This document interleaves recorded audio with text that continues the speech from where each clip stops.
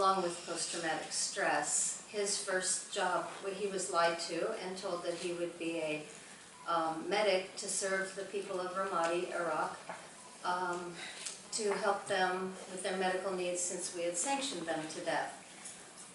So he really thought that he was going to be a medic to serve the Iraqis, and soon found his first assignment when he got to Iraq, and his remaining assignments were, in fact, to keep Iraqis alive while we tortured them more, and so that they could endure more torture. So it was very painful for him. It was very painful for all of us.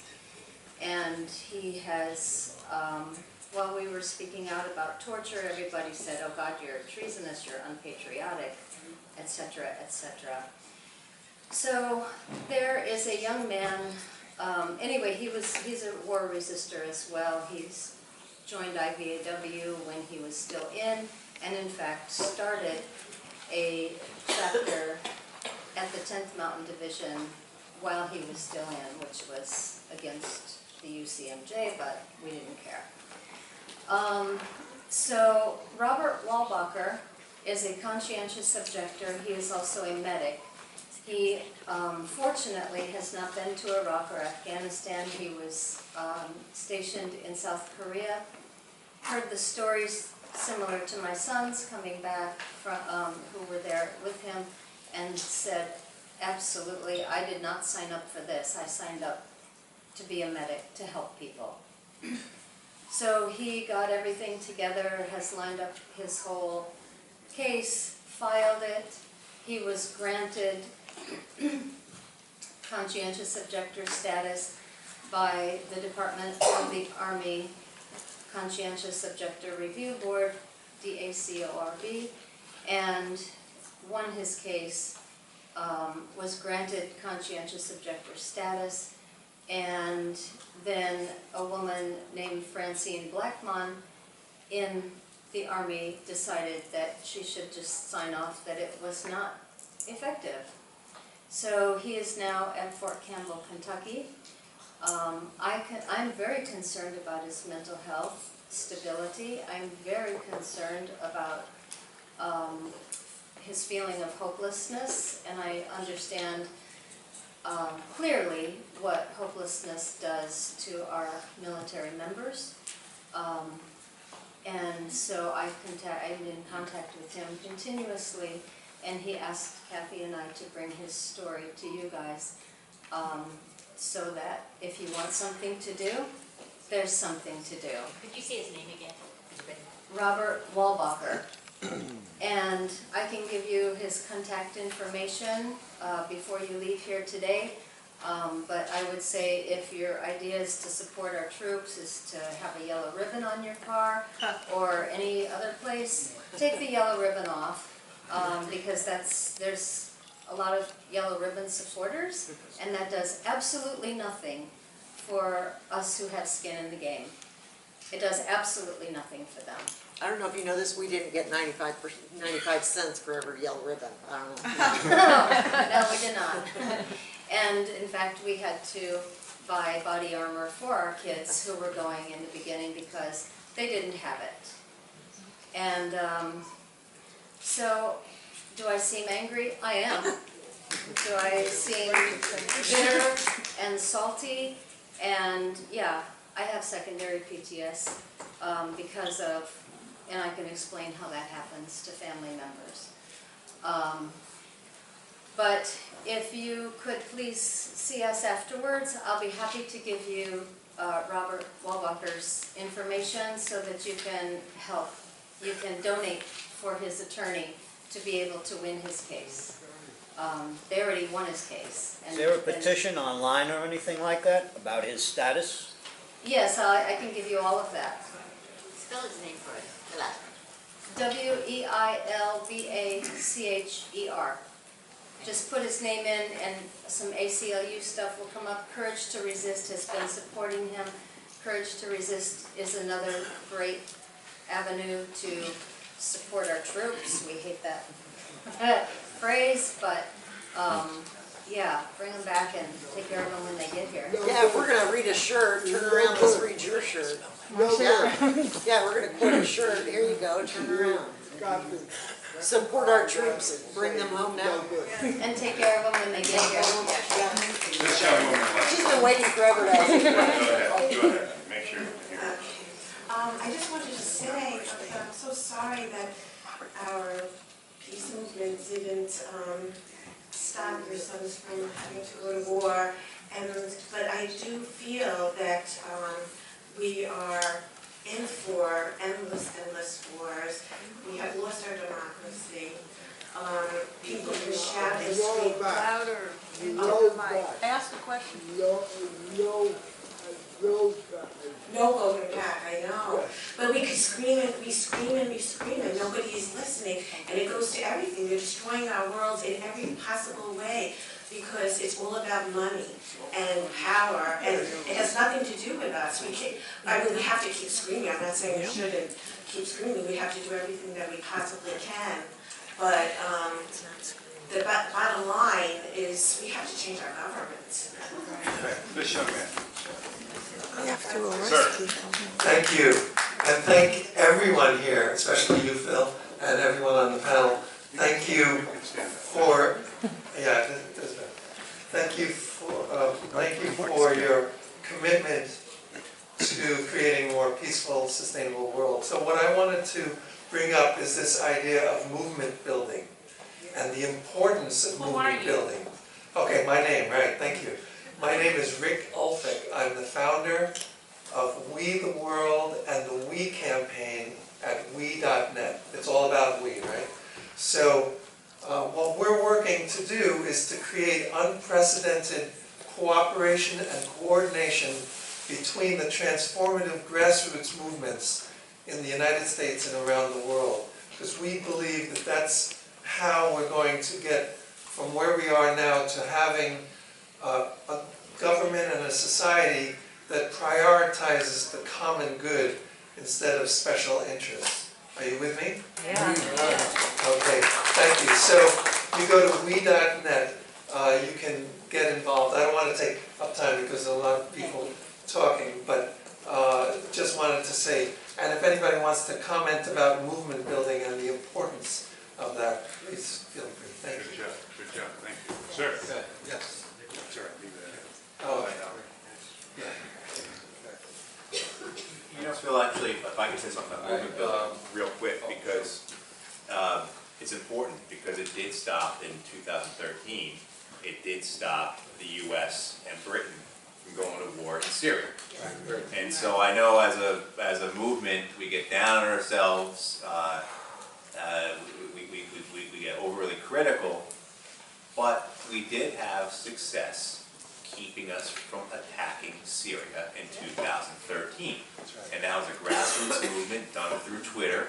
And if you talk to members of Congress about that time, August, September 2013, they will tell you they never saw anything like it. They had never had an issue occur where it was 1,000 to 1 in favor of an issue.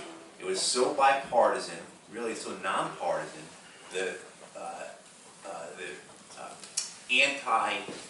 desire against going to war. And so it's important that we keep in mind we have had successes, and that this is something we have to continue to fight for, and that we continue to build on, because the other side in this, and we saw what happened with Syria last year, well, the other side, and with ISIS in Iraq, the other side, the administration, was better prepared. And they came out, they had their people on television, they were able to use the beheading videos, and all of a sudden, the American public, which was so against going back to war in Syria and Iraq the year before, is now afraid of ISIS. Now we have to bomb. Now members of Congress are just stunned into doing nothing. When the previous year, they were motivated by public outrage at the thought of going to war in Syria. So we have to keep in mind this, that we can be successful, and that we have to not lose faith, not lose spirit, but act. That's right. Ray wanted to say. Well, give Ray a shot here. Go ahead. I just want to add briefly to that. You're exactly right. And I hate to admit it, but we had a lot of help from the English. Of all people, the English, right? I can see. First time in 1800 years, the English Parliament voted against war. That's big, folks. That's really big. The other thing we had going for us was a fellow named Vladimir Putin. Yeah.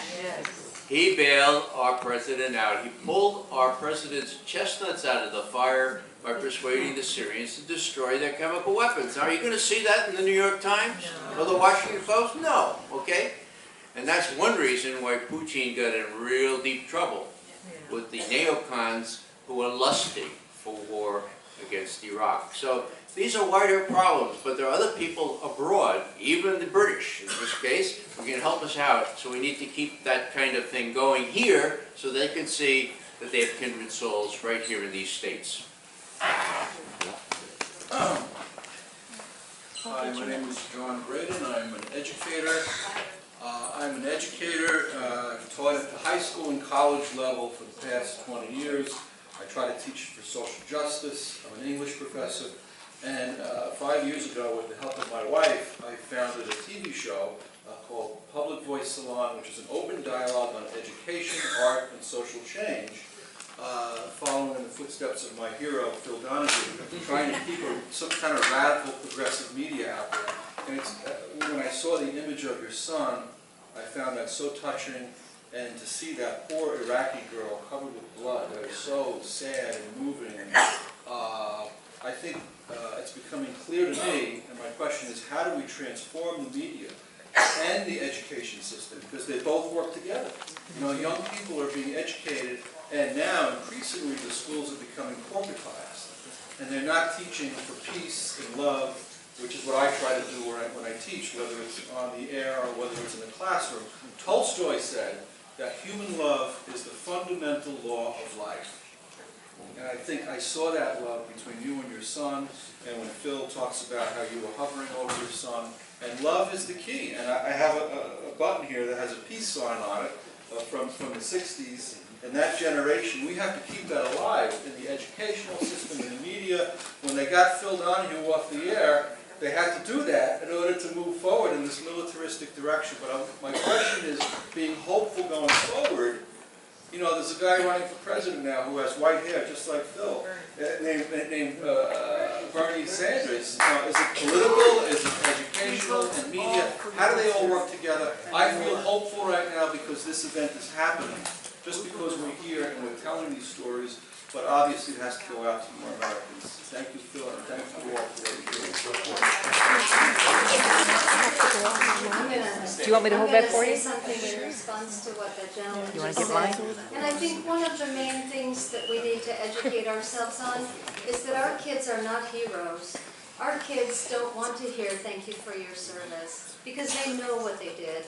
And they know that it was not in service to this country. And they know that it was not in service to keeping any of you free or safe.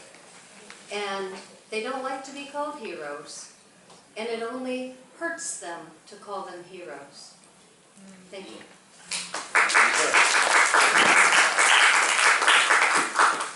My name is Ahmad Shirazi. I'm a filmmaker. I want to thank you all.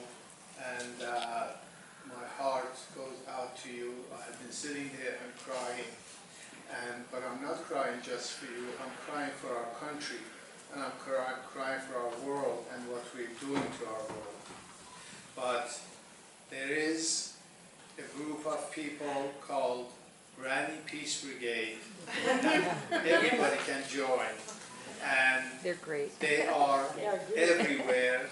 They age from 70 to 100, and they are all over, and they are not standing for what our country is doing to anywhere else. So please join them.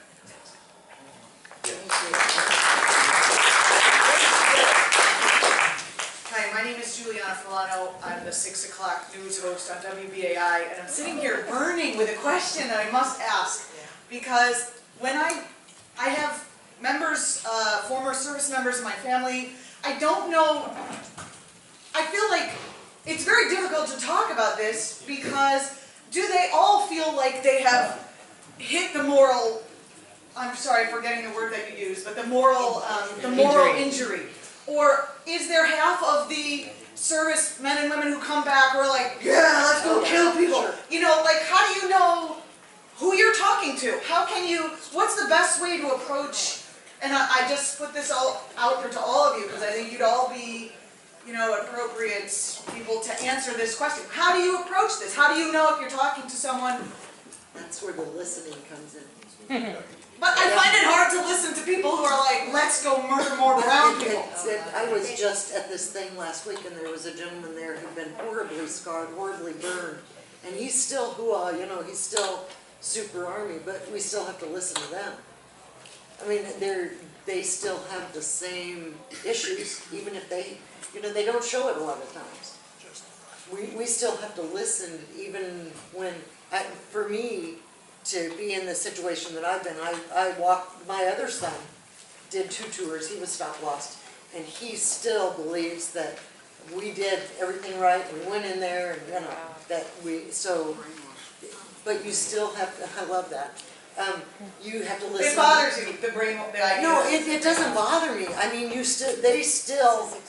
they're both our children. Yeah. Whether they believe that what they did was right, or whether they believe that what they did was wrong, you still have to listen. No matter what. Because when they came back from Vietnam, we didn't want to listen to their stories. No matter what they believed in, we made them ashamed. And now, 20 years, 30 years later, they're just now able to speak about it because we are able to listen because of our children that have been in Iraq.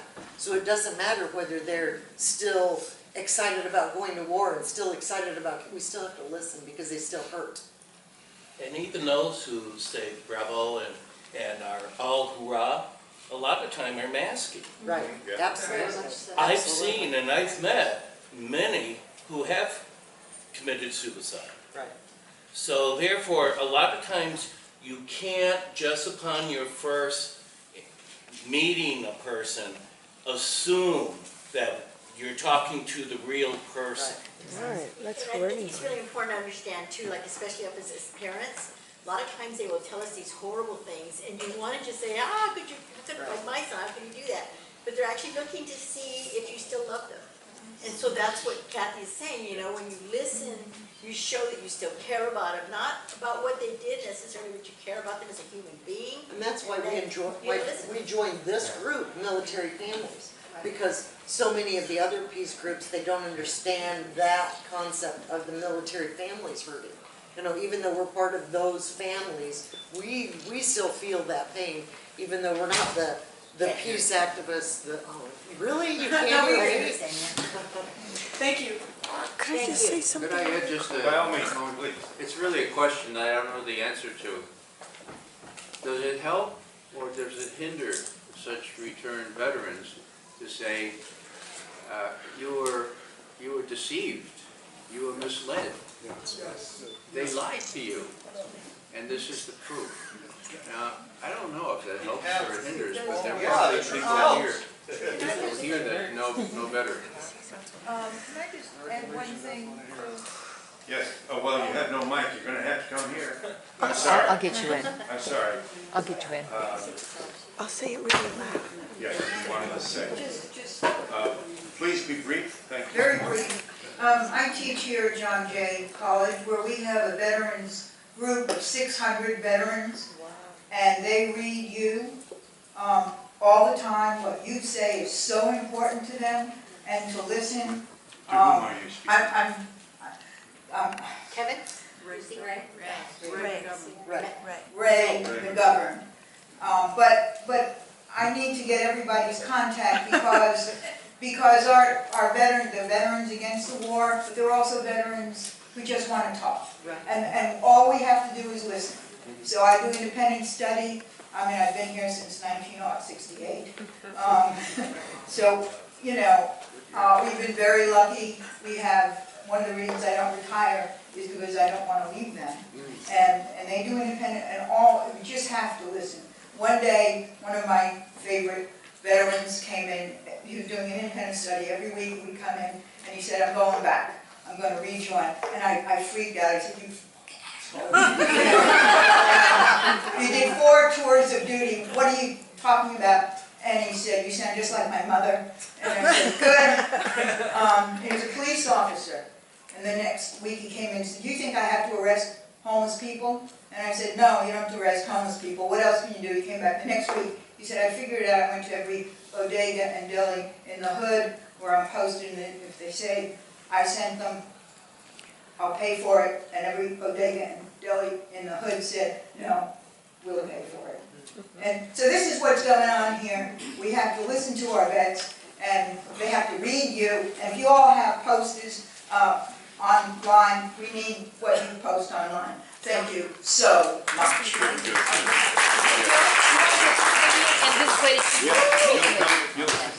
I'll hold it. Go get in line, go after her. Hi, my name is Susan Smith, and I'm with the Stony Point Center, which is a community of Jews, Muslims, and Christians that live together and engage in peace and social justice work from Ferguson to Palestine. And I just want to bring up the word military-industrial complex, which I haven't heard, which is like the big picture here. And I just came back yesterday from Palestine and Israel, and moral injury is certainly something that I see among the Israelis. And as you said, we don't know who we're speaking to, that one lady just mentioned. And I just want to shed light on that our American citizens that are being injured are not just the veterans, too. If we look at Ferguson, Missouri, we look at the military-industrial complex, we have 5% of the world's population, but 25% of the world's incarcerated. For every 17 black or brown people incarcerated, we have 1 white person. So we have to look, it's the same people, it's the 2 sides of the coin. So I just want to say, when we think about our veterans, we also need to think of our people of color. Thank you.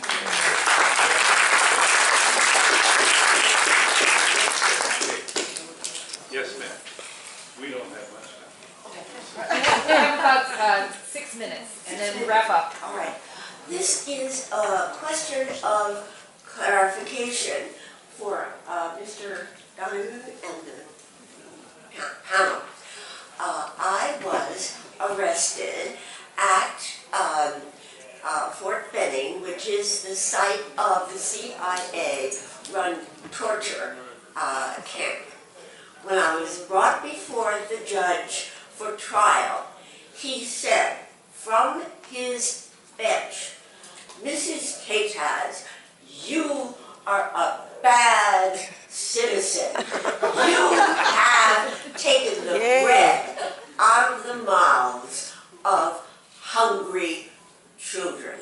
So my question to you and the panel is, how do you define a good citizen? A couple of weeks ago, I was arrested on the sidewalk in front of Cheney's house.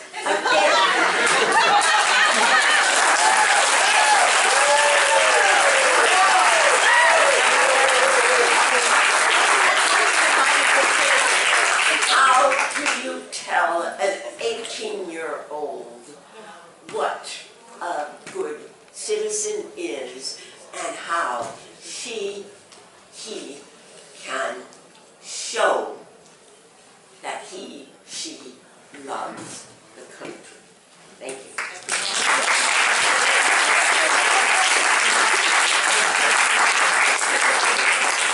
We'll let you all answer that question, and then we have to be out of here because other people are coming in. So that will have to be, unfortunately, that question we answer, and we'll have to be out of here in about 4 or 5 minutes. So, may we hear from you, Pat?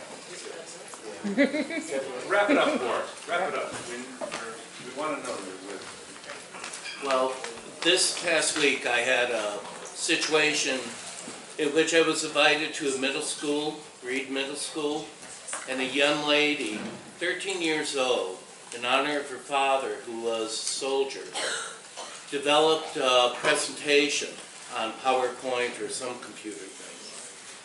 And in it, she told the story about PTSD, suicide, and used our son Jeff without even knowing the family. She cared. And she used her freedom of expression, freedom of speech.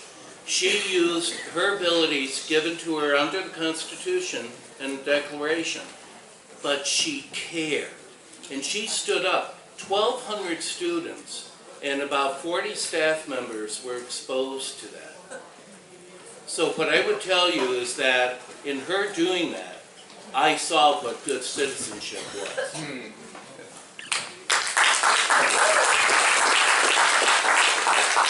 I think good citizenship is participation. It's taking an active role in your society. I think being a citizen is not a passive effort, it's an active effort.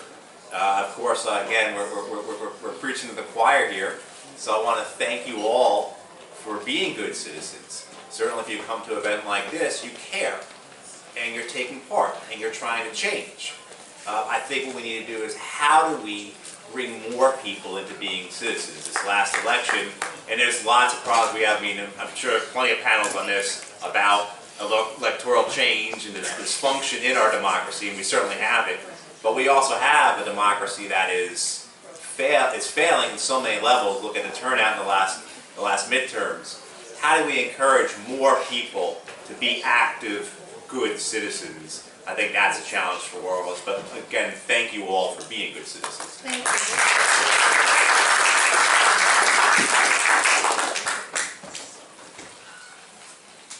I just want to say that I see people out there with the same color hair I have.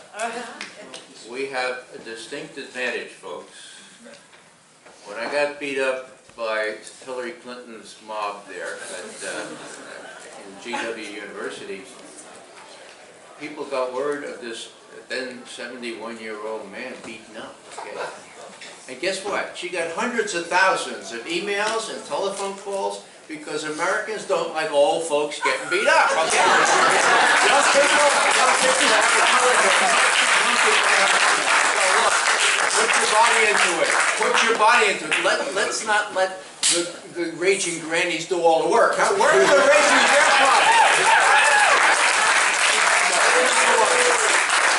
The other thing I'll say is don't let people talk. Don't let people talk about the fallen. They're not the fallen, they were pushed. Right. They were pushed by deceit and by apathy. Don't let them talk about the fallen, and when they talk about surges, tell them what the surges really were. Number one, to give Bush and Cheney a decent interval to leave office without having lost the war. And the proof of that, of course, is look at Iraq now, okay? And the second thing, Obama. I used to be a Democrat, you know? I come from the Bronx. I was a BIC, that's a Bronx Irish Catholic. That means that membership in the Democratic Party was conveyed at baptism, okay? Conferred at baptism. So let's look, and here's Obama. What did he do? Well, he was going to lose a war in Afghanistan, right? And so the same guys, Bobby Gates, General Petraeus said, hey, I know what we do. We surge. 1,000 people, 1,000 U.S. troops lost in each of those surges, okay? Don't let them surge again. Don't let them surge again.